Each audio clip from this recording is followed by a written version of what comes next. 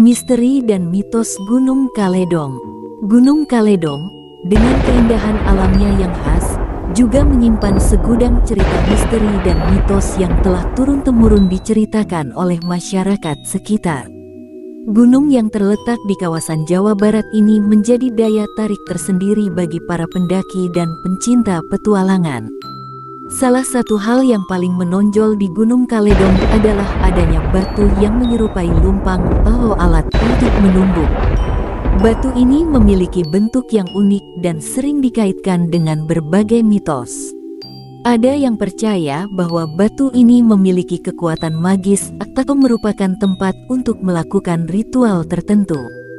Seperti gunung-gunung lainnya yang dianggap angker, Gunung Kaledong juga memiliki cerita tentang penampakan makhluk halus.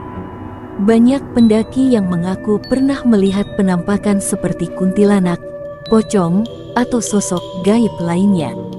Hutan di sekitar Gunung Kaledong yang lebat dan gelap seringkali membuat suasana menjadi mencekam dan menimbulkan perasaan takut.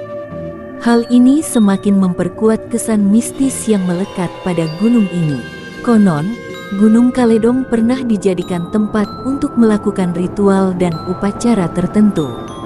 Hal ini membuat gunung tersebut dianggap sebagai tempat yang sakral dan memiliki kekuatan spiritual. Kepercayaan masyarakat setempat terhadap hal-hal gaib juga turut memperkaya khazanah cerita mistis tentang Gunung Kaledong.